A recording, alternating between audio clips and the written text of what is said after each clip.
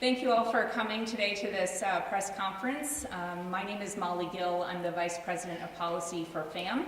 FAM is a national sentencing reform organization headquartered in Washington, D.C. We work all across the country helping state lawmakers improve their sentencing laws so that the punishments are fairer and fit the individual and the crime, so that taxpayers save money and are protected, and so that our justice system is one that everyone can be proud of and respect.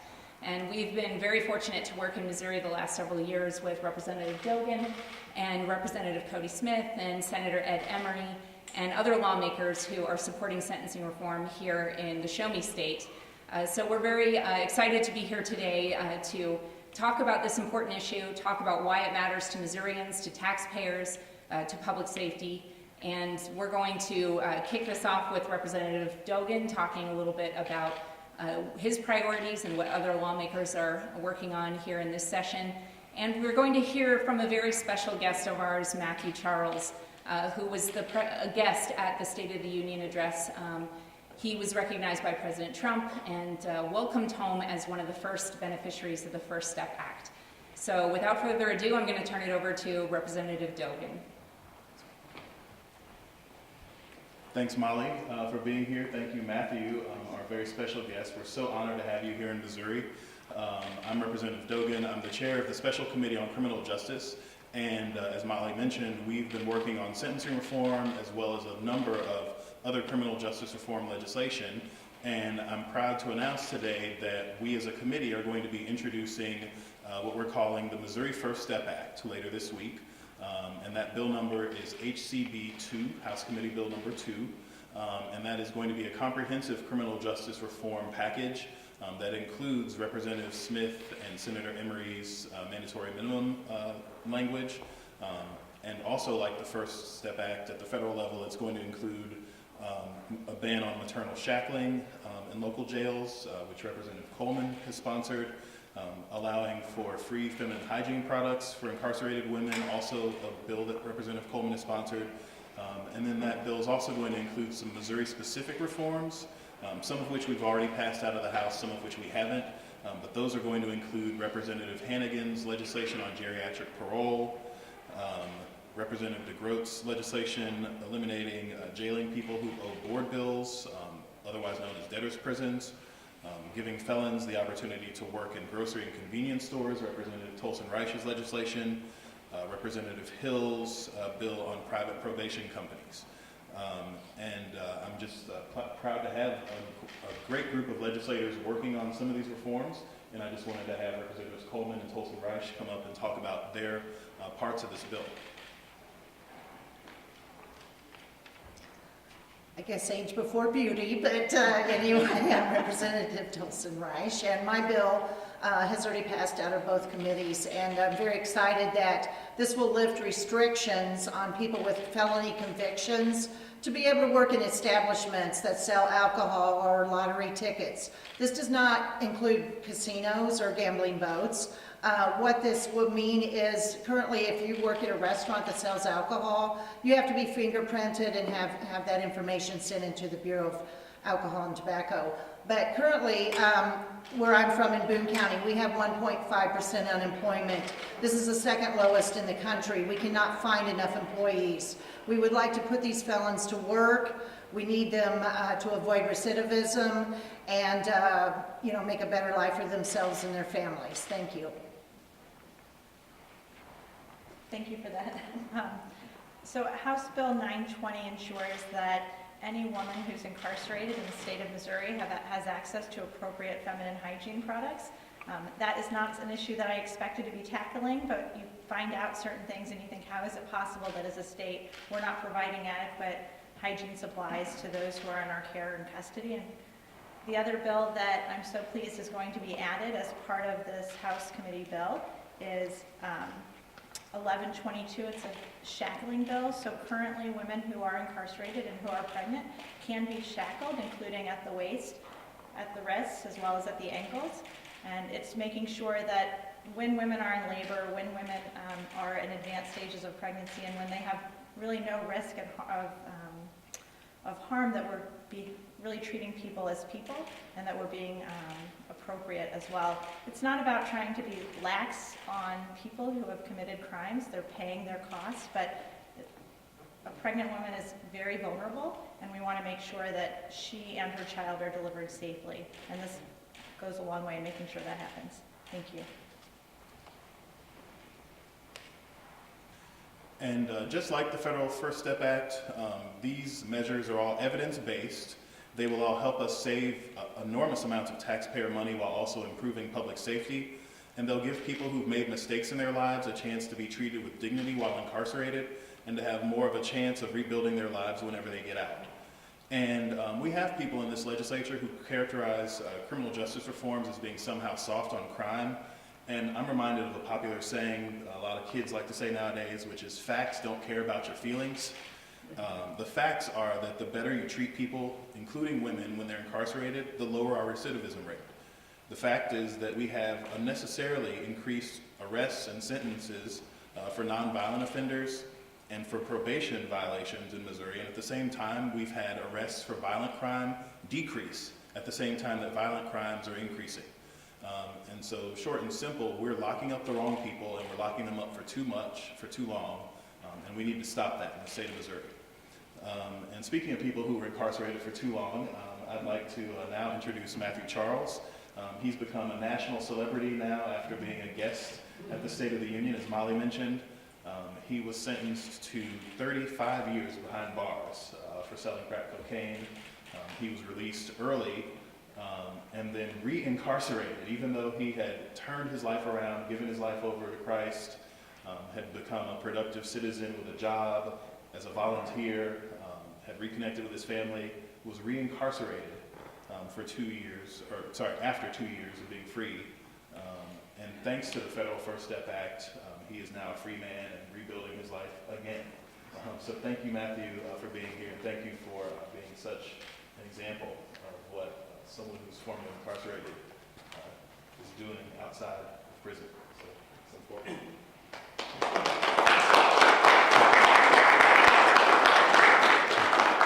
Thank you, Representative Dogan. I'm very excited about what the state of Missouri is doing. As the Representative Dogan stated about his own version of the First Step Act, Representative Smith and Senator Emery, who I spoke with a little bit earlier about the safety valve for mandatory minimums, I'm very, very excited about criminal justice reform in Missouri. Like he stated, my name is Matthew Charles. I was sentenced in 1995 to 35 years for a nonviolent drug offense. Throughout my period of incarceration, prior to me actually entering into the federal prison, I became a Christian. That decision caused me to live a different type of lifestyle. And the lifestyle that I lived throughout the period of my incarceration was just learning more about my Christian faith. In 2010, the federal sentencing guidelines changed and it lowered the drug quantity for crack cocaine and powder cocaine to 18 to 1. I filed a petition and was released by Judge Sharp in 2016. The government appealed it and successfully won, and I was sent back.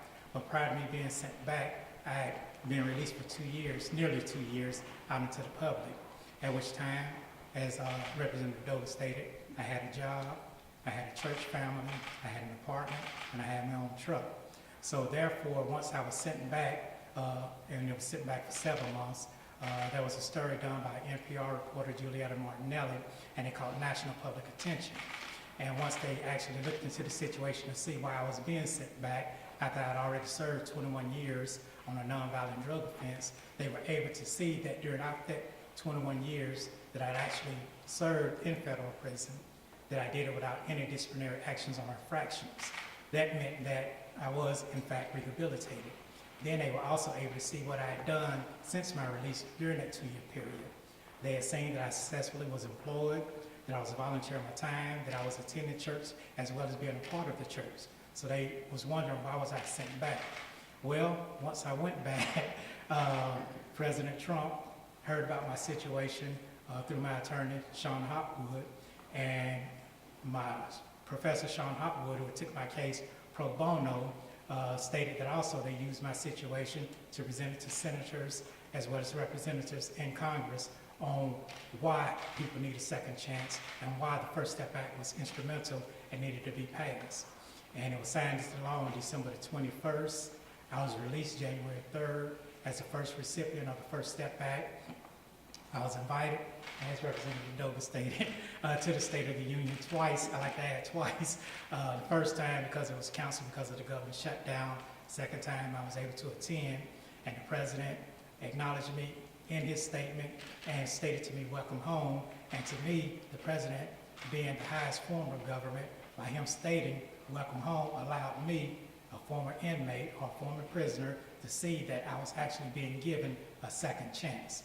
And that's why, as Representative Dogan also stated, just mass incarceration or long, extensive sentences need to be changed, because it's not actually thwarting people from committing a crime. It's actually causing them to be sentenced to a disproportionate amount of time for the crime that they committed. And that's why with this safety valve for the mandatory minimum, I'm very excited about it, because it will allow the probation officer as well as the judge to make an assessment on the amount of time that needs to be imposed on somebody for that crime, or the amount of time that they will actually serve for that offense. Whereas rehabilitation has been taken away from prison for a long time. Notice I stated I became a Christian prior to me actually going into federal custody and being housed at the prison. But had rehabilitation been able to be taken into accountability when I was released after 21 and a half years in 2016, even though at that time the drug amount changes were not made retroactive, had rehabilitation been able to be taken into consideration, I would have been able to remain free just based off of that. So I thank you, and I'm glad to be here.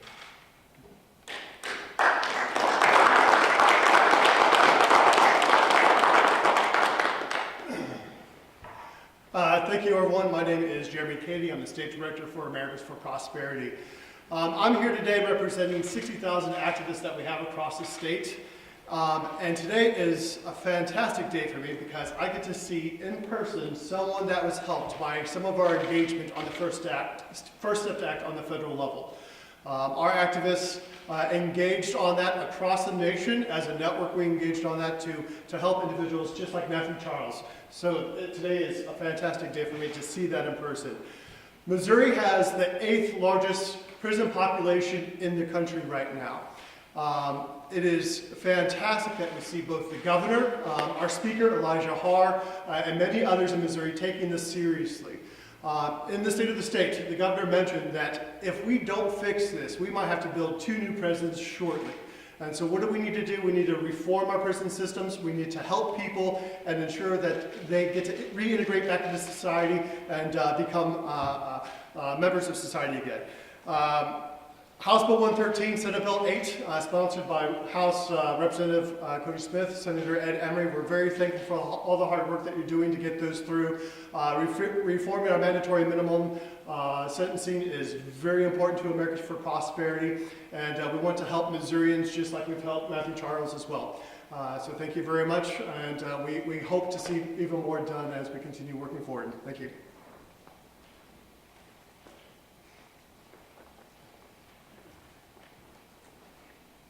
And I'm Jeanette Mott-Oxford from Empower Missouri. Empower Missouri started in 1901 as the Missouri Conference on Charities and Corrections. So we've long been concerned about prisons in our state and how to set policies in ways that produce the best outcomes. We're very evidence-driven in the kind of public policies that we choose to embrace. We want to know through governmental and academic studies what will produce the best results.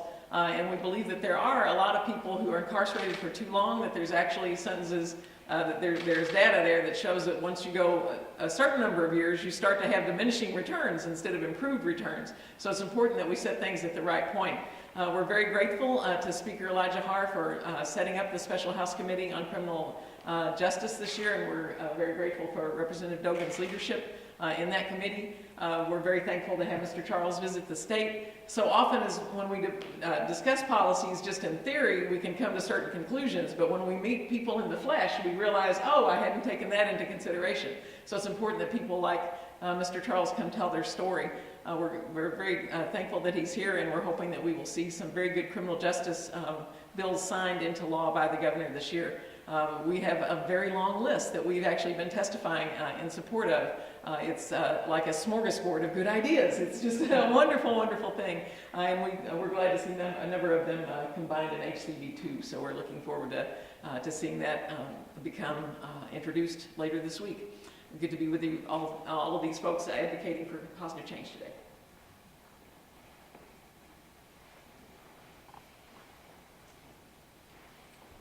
Hello, my name is Craig DeRoche. I'm the Senior Vice President of Advocacy and Public Policy for Prison Fellowship, the largest Christian service provider to prisoners, former prisoners, and their families in America. Our organization provides services to more than 300,000 prisoners a year, and we are in more than 1,000 prisons. And I'm also a former legislator myself from Michigan, a former Speaker of the House. And our organization was founded by Chuck Colson after Watergate. We've been advocating for criminal justice reform for 42 years, and Missouri is really setting a positive national example by creating the committee that is being chaired by Representative Dogan, as well as with the legislation that's being pursued. And we're here in full support of not only House Bill 113 because of the issue of proportionate justice, as we've heard others speak to, but we at Prison Fellowship don't look at this just as a cost-saving measure or a practical measure. We also look at it from a moral standpoint. This is about how you look at the value and dignity of a human being's life, and that when you sentence somebody beyond what is fair for them, for the harm that they've caused, that you're getting into an injustice on a moral level. And so it's very important that Missouri continue to pursue that change, as well as embrace the package of bills that's being introduced, known as the Missouri First Step Act. The Christian community in Missouri has never been more engaged and active than they are, knowing that their legislative leadership, the governor, are interested in reforming the criminal justice laws. This is one of the top issues in the Christian community in Missouri. Thank you. Well, you've probably noticed a couple things during this press conference. One is that we have all kinds of views represented here. We have progressive, we have conservative, we have people talking about the need to give prisoners dignity, and we have people talking about faith and the importance of Christian values in our system. We have people talking about saving money and avoiding government waste and excess. And these are all good reasons for Missouri to support criminal justice reform.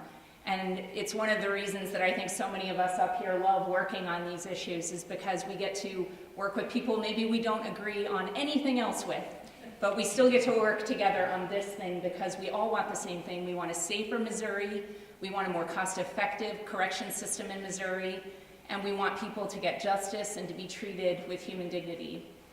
So thank you so much for coming today. FAM has seen what Missouri is doing all over the country. More than 35 states across the country have either gotten rid of their mandatory sentences or significantly reformed them, and it has been a success story. Crime has continued to go down. Families are reunited sooner. Families stay together during the incarceration experience. People get fairer punishments. There's an increased respect for the justice system. It's a win-win for everybody to do sentencing and prison reform, and we are very encouraged by the First Step Act of Missouri and looking forward to supporting that legislation. So we're all going to stay around for any members of the press who would like to speak with us, but we really appreciate you coming today. Thank you so much. We might mention we have a Jewish leader with us as well, by the way. The Jewish community is working on a number of criminal justice reforms in Missouri, and our criminal justice issues team includes Muslims also working on criminal justice reform, so it is an interfaith effort.